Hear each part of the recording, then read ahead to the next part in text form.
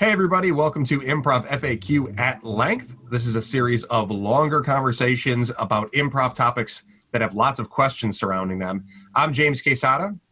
And I'm Bob Wick. And this episode is going to be another Q&A survey episode where people who have suggested questions are going to have some of those, or at least one of those, answered or explored in this episode. Quick plug up top, if you would like to submit a question for us to talk about, you can. Yes, please do. And please do. We would really love to get as many questions as you have. Send us an email at improvfaq@gmail, or you can message us on Instagram or Facebook at improvfaq. You can also drop a comment, and we also keep track of those on YouTube. That being said, what's our question for this episode, or our starting question? Our starting question. Through a couple. Maybe our only question. Maybe it's just the first question. We'll figure this out. Let's see, kids. It comes from our first question comes from our friend Lori K. Just a quick mention, in case anybody was wondering, we're not going to be using full last names just for privacy. We haven't gotten permission, and just to be cool. I know we've done it in the past. We've used last names, but we talked about it. Let's just let's keep this on the up and up. Yeah, we want to give you a shout out, but we also don't know, privacy wise, what you prefer. If you want a full name shout out, just let us know when you submit the question, and we'll give it to you. We're not afraid of last names. We just want to make sure this is a safe place. Yeah. So part of that is, privacy, this kind of stuff. Yeah. Privacy. Yes. She asked, what's the best way to stay involved when classes are finished? Yes. This is a great question. And, I think the main thing, now I have a list. I've thought about it for 2 seconds, and now I have a list of things. That's how you work. I love it. So these are the things I'm going to name up top, and we can make our way through talking about them, and let me know what you got, Bob. I'm going to say, okay. Indie teams, starting up a team, if that's what you're interested in. And there's also practice groups, which is not something that I was really aware of, or I don't think it's a common thing in Detroit so much. But in New York, there's a lot of practice groups that don't have any intention of performing and just get together to basically be like a class, somewhere between like a class group and an indie team, just meeting up to work on things and hang out and do improv. But no intention of doing shows necessarily. Did they get a coach for that, or they just meet up? Yeah. Coach, that's cool. I've never heard of that. Yeah. And then there's also jams, obviously going to see shows and paying attention to like special events, just going to hang out and support things that are going on in the community, which would also include, getting involved on social media and seeing what forums and group resources are already available to stay in touch. Yeah. That was great. Well, I mean, first thing you got to ask yourself, like, what do you want out of improv or the community? Yeah. If you just want to come hang out, come see shows. Anybody who's ever been or produced or written a show loves to see people come and enjoy it, as part of the enjoyment, and talk about it, or you just share the experience. So if that's your intent, cool. If you're trying to become a better improviser, you're learning an art. So just like any other art, you have to go to the museum. So go see shows, take classes, take other classes, if you haven't taken a writing program, or take different improv programs for different theaters, because there's different philosophy even in Detroit. There's 3 different theaters offering improv classes, and they're all slightly different. And even taking the same class from the same theater but with a different instructor, you might get something out of it, or with different classmates. There's always something you can learn if you're seeking information or seeking different philosophy. Performing, like James said, get a practice group together, start a troupe of your own, get your own thing going. Yeah. I mean, both James and I started, like, when we got classes, we put up our own pop-ups.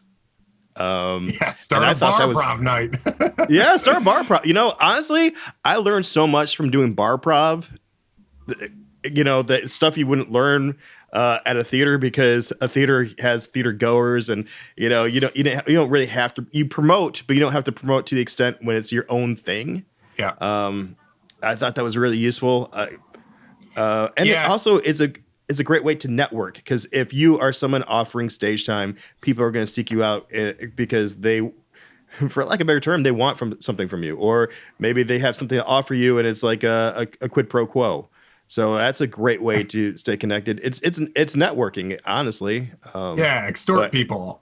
well, I mean, you have talent. I have a place to showcase your talent. I don't think that Yeah. Yeah. Yeah. there's Yeah. anything Yeah. wrong with I that. feel you. But honestly, I think one of the strongest ways of getting involved, and we don't talk about enough, is volunteering. Yes. Volunteer, even if it's not just for a festival like Diff or Colony Fest or the Women's Festival. Just asking the theater, is there anything I could do for you? Yeah. I think we, yeah. Well, I'm sorry. Go. Because a theater could be doing anything from hiring like box office to ushers, and depending on if it's a profit or nonprofit theater, they might operate entirely on volunteer help. Theaters all the time can use help with things like website and image creation, graphic design. Most theaters are going to have pretty limited budgets and resources for getting fancy with things. And so if you are really eager to get involved with the community and help support the theater, just letting them know that you're interested and what kind of skill sets you might have to offer is a really, really great thing to do. And like Bob said, especially when special events come around, festivals, and things of that nature, that can go a long way for those special events to be successful. I know, specifically talking about special events, I know so many people, and myself included, have so many great, like, I'm so glad I volunteered at Diff because I got like one-on-one time with a famous person or someone I admire or someone I wouldn't normally get to meet if I just bought a ticket and watched the show at Diff. So that's cool too. I mean, there are benefits, but also the one benefit I'm thinking of is you're showing everybody in the community that you're willing to work and help out. And when you are putting on a show, that's the kind of person you want. There's so many talented people out there. So to show that you are both talented and a hard worker is a great thing to have when you're putting on a production. So you get put on you basically get put on the short list when you do these kind of things, Yeah. The more you're willing to show your work ethic, the more that you're going to stick in people's mind as somebody who's going to be that person. And okay, so that's a really great point. I'm glad you brought up volunteer and community support. Let's talk about practice groups and indie teams real quick. I have a video on putting my tips for putting together practice groups and indie teams, but we can kind of unpack some of what goes into it here, and just as a kind of quick breakdown of what that involves and what that means. Okay. Would that move us on to our second question? Do you want to put that all together? Well, I think it's still part of what to do after classes, right? Okay. Yeah. So if you're looking to put that team together and have a group of people to still continue working with on improv, seek out people that you have either been in classes with or that you've met at the theater that you see playing in jams that are people you're interested in playing with, and look to put that group together. Find a time and a space to rehearse, find a coach, and get those people into basically running your own program, kind of like a class, but depending on whether or not you're interested in doing shows right away, you're either going to be working on your performance skills, or if you're like, I just want to brush up on the basics, have fun, have a kind of like improv meetup with my friends, that's great too. And just let your coach know what you're looking for, and organize as much as possible about those things, which I would say the order to do things is to, my recommendation is going to be to find a day that works for you first, and then start inviting people, then find a space, then find a coach. You can find the people first, and it's a little bit more work to just organize everyone's schedules to make sure you can then find a time and a space that works.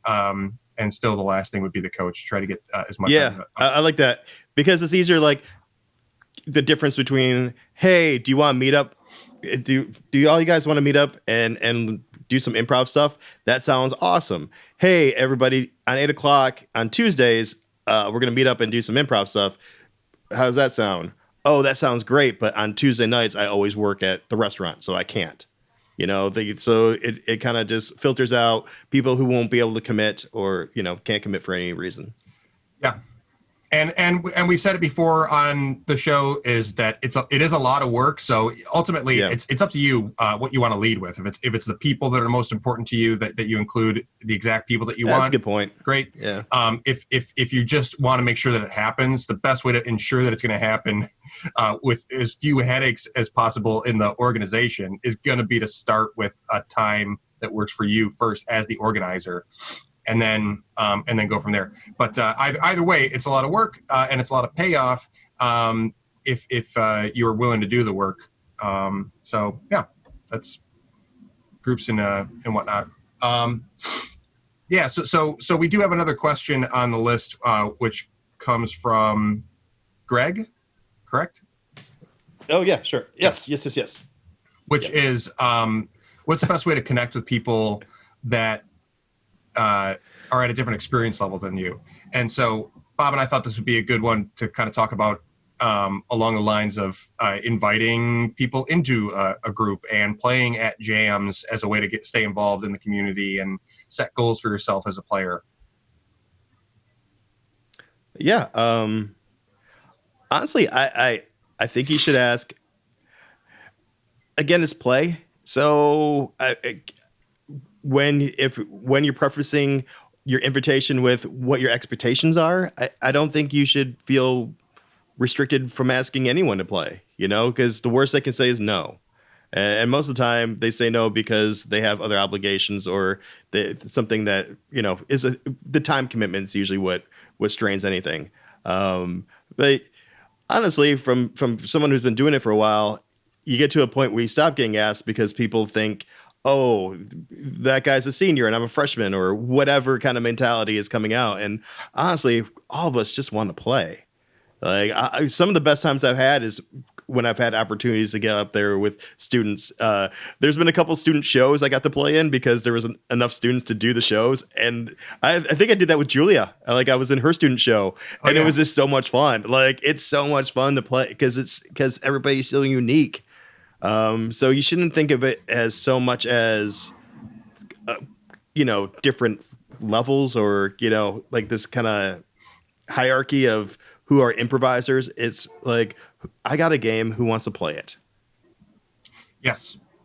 Yeah. So it does go in both directions, is playing with people that are more experienced than you. If I had to guess, I'd probably say that Greg is asking about playing with people that are newer and maybe still in the early learning curve. Because that's something that comes up in my experience a lot with people that are starting to find their footing, or getting stronger improv skills, and then are doing jams and are like, damn, I'm having a hard time taking care of people that are not as strong footed. Okay. So good to keep both directions in mind, I guess, is the thing, is that like, yes. Don't be afraid to ask people to play up, and also let's talk about how to make sure you're connecting with people that are earlier in their development. And I think really, honestly, the best thing in either case is just to make eye contact with the people that you're on stage with, because whether you are nervous because you're like, oh shit, I'm kind of playing out of my league with somebody more experienced than me, or you're like, oh man, this person seems nervous because it's like the second time they've been on stage in this jam.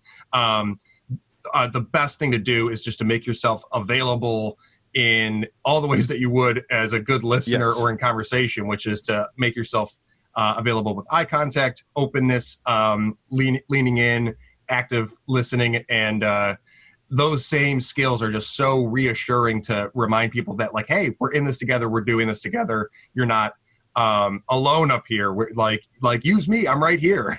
you know? Right. That's awesome. Yeah, it's like when you're playing with somebody who's new or green, you have to be so supportive. And and you gotta understand, they're, like you said, they might be really nervous, or there's their first attempt, or they're playing from a place of uncomfort. So it's your job to make them feel comfortable so you can create something. I usually make sure that their character is high status so they can lead, and just yes and everything that that they're putting out there. Make sure you're not doing any accident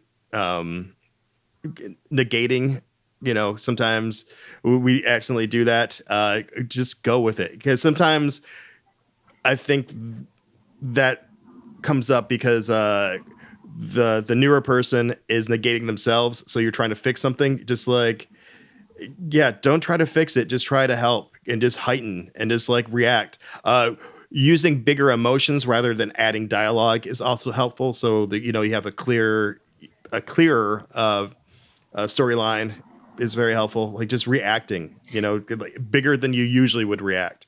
It's Yes. very helpful for them, because they're still learning how to read you as a person or as a performer. So just play it big and play it awesome, and you know what, play from a place of no ego. Like be goofier than you would, because it just helps the scene and makes them more comfort. If you're being silly in front of them, that gives them permission to be silly as well, and then they get to play.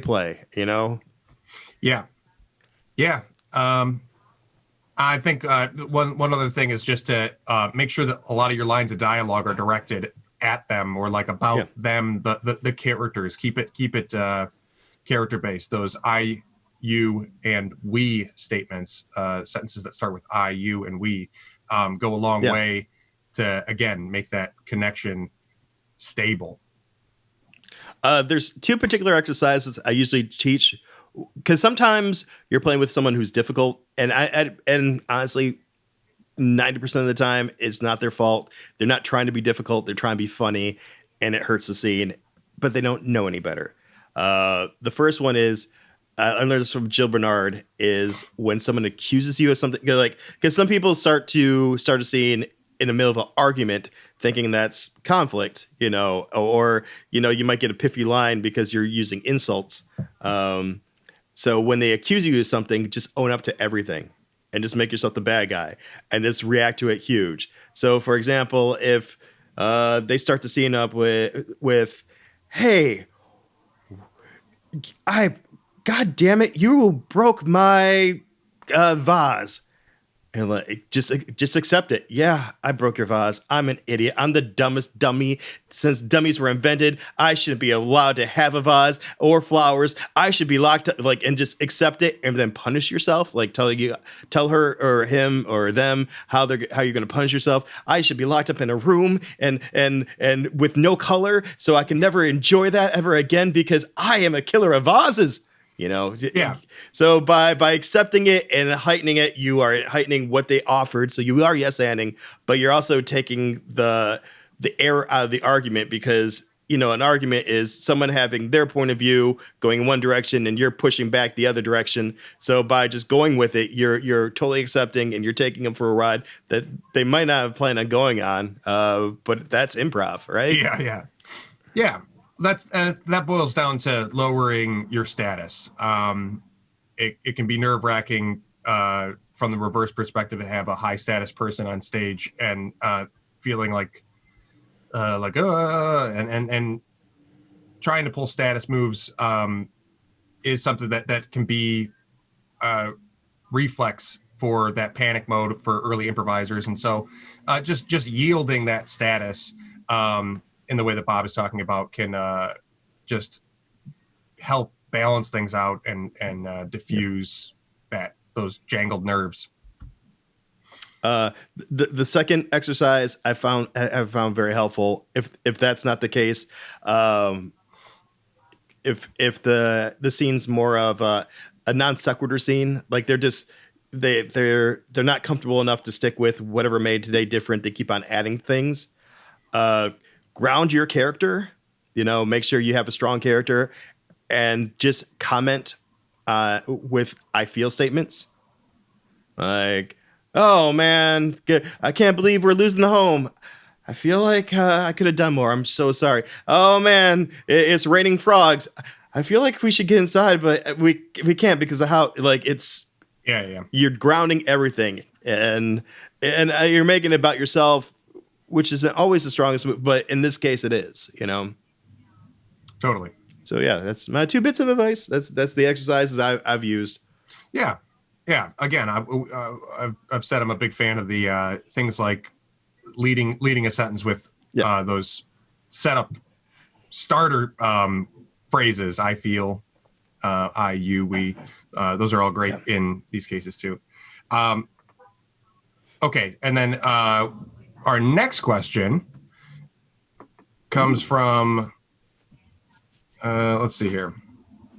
Our next question comes from Alec, who says, "What's the biggest mistake that you see new troops make?" And so again, this is kind of related to all this talk of like, okay, you're out of classes and you're putting together a troop and you're playing with a mixture of experience levels and maybe learning backgrounds with improv. And so what are some of the growing pains that are inevitable, and what are maybe some things that we can that we made mistakes about as performers and troops that we can help you skip in your journey? That's a good question. Yeah, yeah. That's a really good question. My first advice, like, make sure these are people you want to hang out with. As silly as it sounds, your class is a great troop to start. Most people start with their class troop, and if you have a great class and you get along with everybody and it's fun, keep that going. Enjoy that, because it's rare that you love 100% of your classroom, and it's so awesome when it does happen. I think about like Doug and Nicole were lucky to be in that class with all those incredible people, and they still play together and they still love each other. It was so incredible to see that happen. But when you graduate, go to jams, find people that you just want to have a beer with or have dinner with or lunch or whatever, people you want to like share memes with and get together, because like ultimately you want to get to a point where you're spending a lot of time with each other, either rehearsing or, on stage or getting ready for a show. Make sure these are people you want to spend your time with. Yeah. Yeah. And I think that maybe an overarching theme that is a common mistake is just taking things too seriously in the organization of the team. Don't lose touch of the fact that it is about the people that you're playing with and the fact that you're playing. It's supposed to be fun and a positive, exciting thing that you look forward to. And we already said it's a lot of work to put together these teams. And I also know that it feels like, you're now you've graduated classes. And so now it's time to go to like the next level. And so you can kind of put this sense of high stakes on, how you're doing and how you're developing in rehearsals and how your first show goes and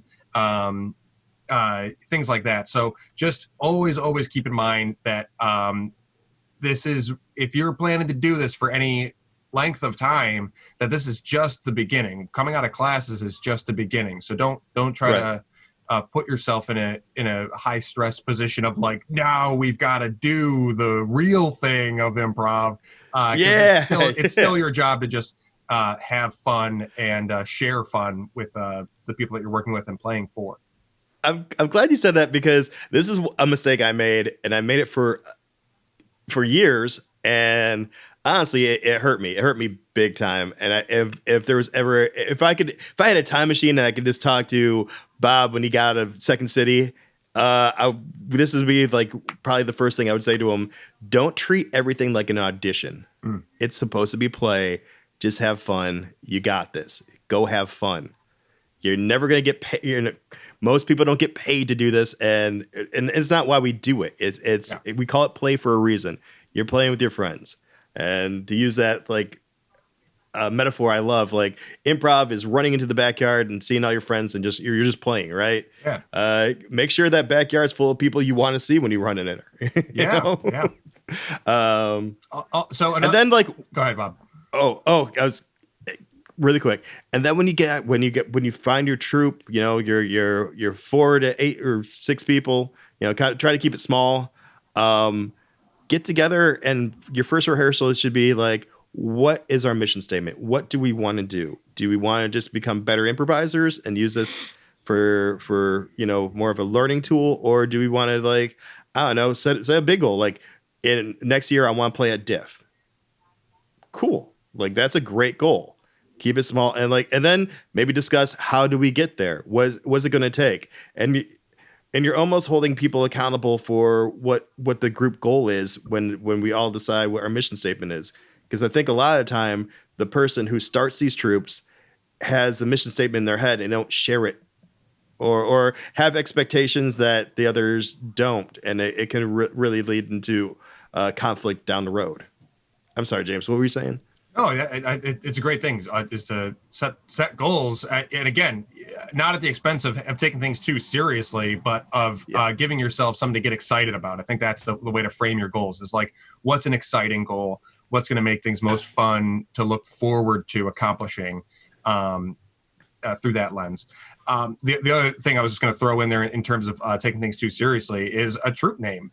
Don't take your troop name too seriously. I think it is. I prefer that troop names have names that have gotten some thought to them. If you know what you want to do, like form wise or style wise, power to you, because that should help inform your name. But if you find yourself with a ongoing fight about what the name should be or whatever, you should really just put names in a hat, draw one out, and be like, this is us. Because for early teams, I think again, the thing is with that, taking it too seriously is like, this is probably not going to be your last team. This might be your first team or your second team. And even if it lasts for a while, most people's first teams are not their last team. So it's like, you'll there's more important things to get out of your first team or two than the name or your Facebook page, or you know what I mean? Like all that like stuff that you would do to start a business. Don't worry about it so much as a team. Yeah. Honestly, I think the goal for when you name your troop, to make it something interesting, but also if part of the name is a description on what you're promising the audience the show is going to be, it's pretty good, but it's not absolutely necessary. Like, when you get to the point where you start doing the festivals and stuff like that, people aren't going to read your bio. It doesn't, how often because a lot of times you don't get a handbill or anything like that. It's just all on the internet. But when you're at the festival and you look on the back of your name tag and it has what groups are going, like something catchy, something that might explain, like music improv has a good way of doing that. Like, oh man, we are a singing troupe. Okay, cool. Or like Rock-O-Matic. That's a clearly what to expect when you're walking into one of their shows. So like. Something to be mindful of, but again, I totally agree with James. This, your first troop, a lot of the time doesn't, last throughout your whole improv career. So the stakes aren't as high as you think they are. Yeah. It's just something to call it. Yeah. So when you say I have practice, you can say I have blank practice. And there's absolutely no rule in improv that says you can't change it. Totally. Yeah. And so when it comes happened. Again, so on this thing of too serious, I feel like, all right, yeah, maybe this will take us for a little while, because now I'm like, okay, I still want to get to things that are a little bit more maybe we Yeah. can be a little bit more, I guess, blunt with notes. I think we're tending to like the advice that's like stay fun, have fun. Right. But I also think that maybe in the question here, if I'm in Alex's shoes, I'd be like, I mean, like when you play, like what am I doing on stage that you see that you're like, stop doing that. So I kind of want to throw a couple things out there before we're done with it to answer the question. But just to keep going on this too serious thing is like, because social media and online forum is so essential in our society. People rush to put their team on Facebook, and it's, and again, aside from the fact that we're doing virtual improv at this moment in time by necessity, Right. don't rush to get up a Facebook page and blah blah blah. Even if you just have a code name, I was working with a team that I just called Tetherball in New York, and it's like Tetherball because that to me was just a word that said we're going to knock around some things. You know what I mean? I kind of love that. Yeah. And that was our practice group name. And you can take your time, a couple months, a handful of rehearsals, just to get some clarity on what you're doing and have a placeholder name in the meantime. And then when you're like, oh, this is a group that's going to want to do a form, or we're going to want to play fast, or we're going to want to play slow and patient, or whatever it is, then you can kind of be like, you have more information about what you want to then start naming yourself and start putting up a Facebook page. And if you get that far into it, 3 months in and you've done a handful of rehearsals, you're probably not going to break up. Sometimes you start getting Facebook pages up and everything, and you get together for a month, and then it kind of like peters out or doesn't follow through, and you're like, well, fuck, now that's another dead improv page on social media. Since the beginning of Facebook, there's been several occasions where there's been announcements of troops breaking up that I've never heard of, and then realized I liked because, and it's like, oh, okay, like, so yes, so yeah. Yeah, that's my little rant on rushing to all that media stuff. I love it. Group photos. Yeah. Don't get ahead of yourself. Hang on a second. Just take your time getting started. Find your footing. Find a little bit of what you want, and then start naming things and branding yourself.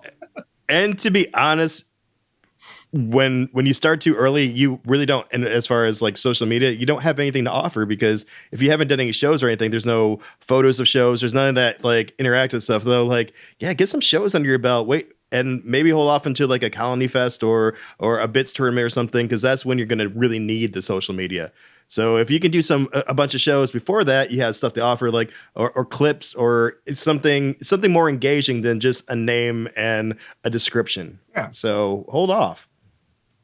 And that's like starting a band and like coming up with the album cover work and showing that all over and not having the music ready. It's not worth your time. Yeah. It is fun to do, so I think that's why we do it. But it's not worth your time. You get excited, yeah. Good. Use that excitement. Yeah. Okay. So the real advice, or like the tough advice. Yeah. So on stage, let's say at festivals or buffet, indie lineups, proving grounds, things like that. Indie team lineups. What are some things that you would say are common, we're going to call them mistakes, just amateur vibes, like what are some things that people might be able to avoid if somebody just told them like, hey, you guys are doing this thing, maybe skip it. The first thing that comes to mind is referencing things they did in other sets, and then having to explain it on stage or after. You're not being in the moment. You're that group of friends who have been hanging out for a while, and I'm the new guy, and now you're doing all these bits in front of me and explaining it, and I feel uncomfortable. I don't enjoy watching that kind of improv. If you start doing that, I'm going to the bar because then I can do my own bits. Yeah. Yeah, and that's a little That's that's an integrity issue because like not everybody's going to see all the shows you do, or we weren't there in yeah, rehearsal, so the audience doesn't necessarily see that you're doing it. But if you know you're doing it, stop doing it. Improv is not about hanging on to your favorite things that you did in the last show or in rehearsal and finding ways to insert them into the next show. Free yourself of that and challenge yourself to do without it. yeah, Um, I would say in general, maybe one thing, a little thing would be like, if you're a new team, um, just introduce yourselves uh, comfortably. You don't have to rile up the audience. Hopefully, there's a host for your show if you're doing a festival for the first yeah. time, or if you're doing a lineup at a theater. Um, you know, try to center yourself and breathe. Your energy is gonna go all over the place more than likely when you get on stage, and so just finding ways to kind of balance that out is going to be really important. And the way that I see this express itself a lot of the time is with people trying to be like either jokey as a host to get a funny suggestion or get a suggestion in a funny way, and it's like just be a comfortable person on stage that's like Yes. happy to be there and ready to play. So that's really the state that you want to be in. It's just like, hey everyone, we're so excited to be here. Can we Yeah. just get a suggestion to get started of whatever it is that you want, and then get that, and then start your show. If you come out with too hot and like, Yeah. Yeah, yeah. it'll probably work That's against manic. you. It's Yeah. a weird impression to start with. Also, like, if there's any way you during that introduction, if you can endear yourself to the audience, or if there's a backstory that's unique, like we are four people who met at some in high school, and we've been doing it since then. You know, like the Forever 15 story is really incredible. Like everybody loves that story. So like if you can just and just it doesn't have to be like a long explanation. You don't over explain yourself, but like, hey, I'm Joe. I'm Travis. We met in high school. We've been doing it since then. That's why we're Forever 15. So they do two of the things I talk about. Like it talks about their story and it talks about what they're doing.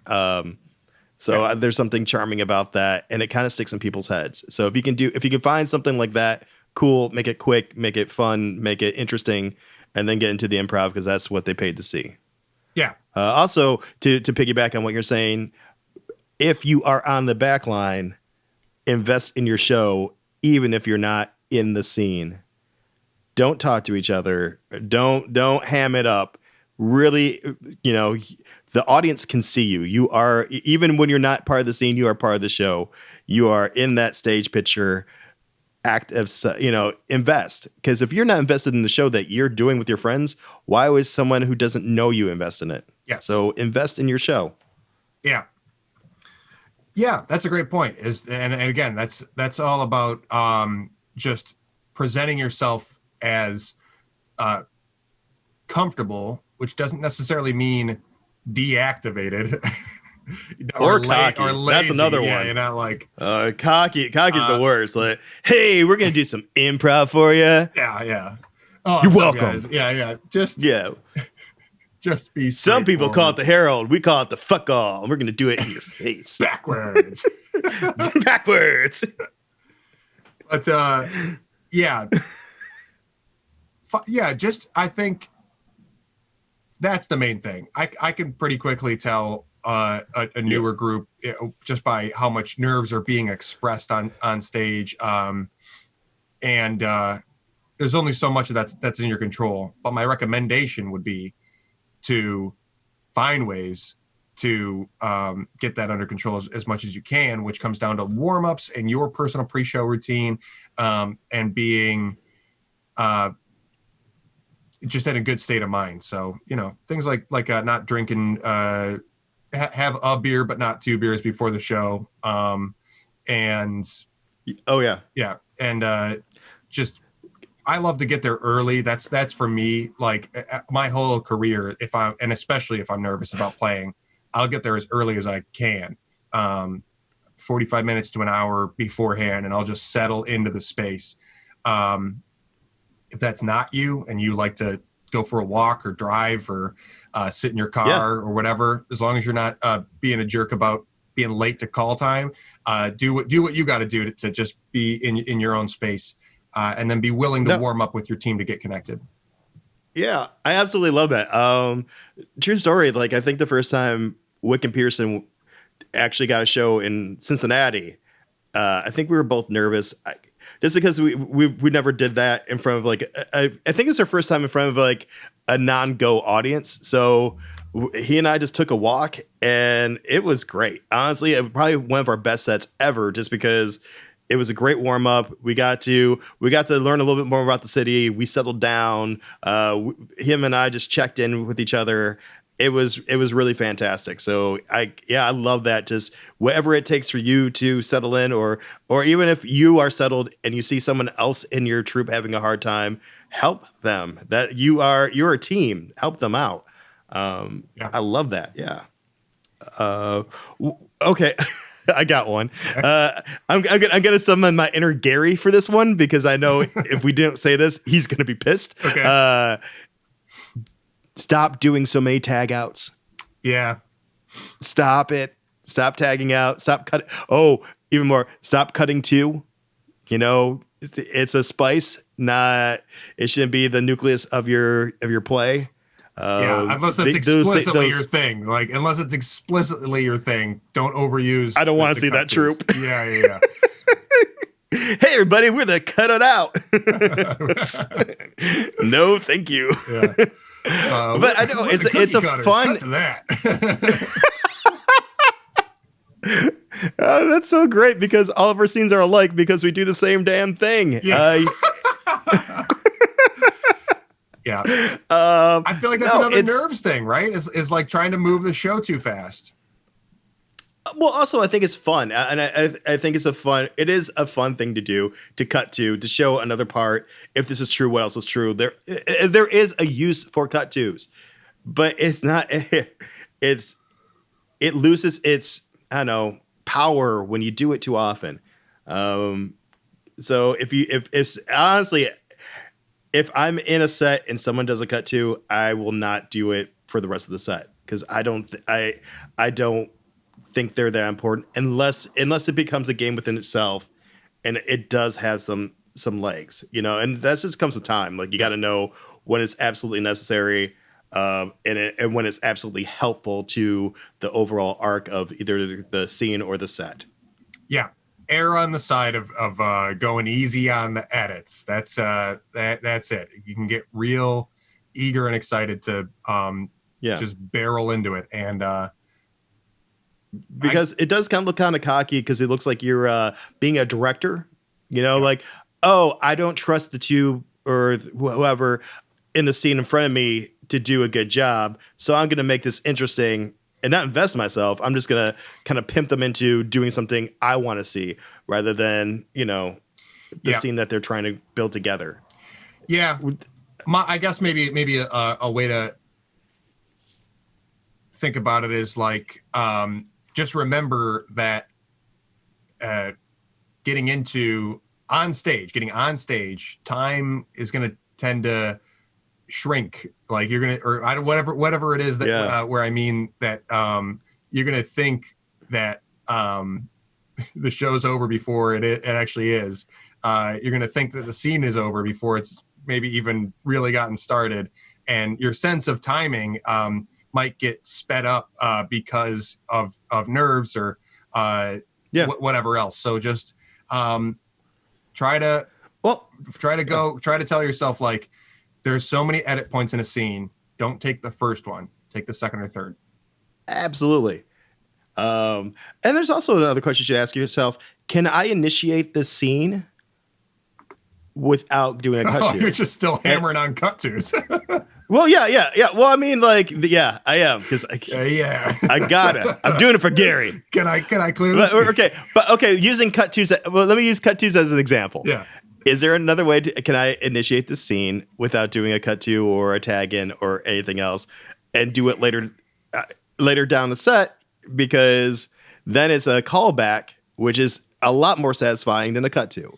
Just saying. Yeah. Is that like a common thing in students lately or something? Is like everyone's shouting out cut You know, twos? I think it's advanced 2. You learn cut twos, and you can tell. You can I tell gotcha. when Yeah, someone's yeah. at level. Like, yeah, okay, I I'll feel tell you. you. Okay. We're not recording, but Yeah, because if I but was, you if I was gonna can say see one it. for if I was gonna say one for like the New York crew, this is, and I've never experienced this at the speed that it happens in New York jams, is people walk-ons would be like the equivalent of that. Oh Where yes, it's like, yes. Bob, I've been in 20-minute jams where I literally could not get a third sentence in before somebody did a walk on.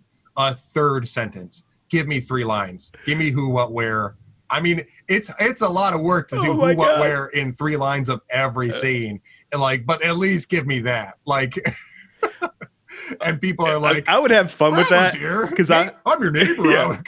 Like, I would have so much fun with that because I would walk off. I would like play almost entrances and exits and just give myself a reason to walk off and walk back on just to get more sentences.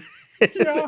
I mean, if that's the game of the scene, just to be a dick. Yeah, and it's not. It's so funny. Not a way to play. It's not tag outs necessarily. It's walk-ons, and it's such That's a weird great. thing to me, or like a weird specific kind of community thing where it's like, at what point is this like being taught? Is that like if look for like I just want to know where it comes from is more than anything. It's like, is somebody teaching like 2 people are out there just to kind of like set the tone, and it's your job to burst that bubble with a funny character. Or like if they don't got it in the first 2 lines, if there's not a laugh in that first 20 seconds, then get your ass out there with a fun character to spice it up. In 20 seconds, if these 2 people haven't built an environment, the environment is you. So get out there. Oh man, it's tough. Oh it's tough no. sometimes. Well, we talked about it in the episode with Pete about the edits and stuff like that. Yeah, not everything has to be a walk on. So yeah, make sure you're not. So I guess the overall note would be make sure you're not doing the same edits, and make sure when you're editing or doing any of these I don't know, these other kind of spices maneuvers. Yeah. That it doesn't become a vice. It doesn't become a crutch. It's, when you do these things, that you're doing it with a purpose. Yep. Yeah. Oh God. I'm just thinking about that. Yeah, man. I wish I could just transport you to Oh my God. I would love to see what I'm talking about. And knowing me, it would get to the point I would see people on the back line and start pulling them in. Just like, hey, guess who's here? God, yeah. Just because I know how I get. Like, if I get frustrated, I make it a game. Like, okay, I'm gonna take your mistake and rub your nose in it, or not mistake, but whatever this is going on, whatever's frustrating crazy, me. Yeah. I love it. Well, I think that's a good batch of questions and a good place to end. Yeah. Again, thank you everybody who again, right now we're pulling questions from a select group that I just picked, like students who've come up to me at the bar and asked questions. Is basically was the premise of people I asked. And I didn't get them all because so I just like, we're lucky to have a list of questions to keep making our way through, but we would love to make that a renewable resource. So if you're listening to these, because and you got questions to send them to improvfaq@gmail.com. And we'll get to them. Yeah, they're really fun to answer, and I think they're really great questions that are helpful to a lot of people. If you have the question, you can bet that there's plenty of other people that are having the same question. And when everything gets back to normal, take this into real life.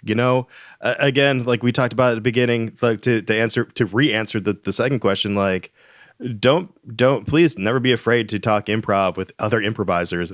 We all love doing it. And it's a community. Yeah. This is art by community. The stronger the community, the better the art. Yeah, well said. And with that, we will catch you next time on Improv FAQ at length. Bye. Bye.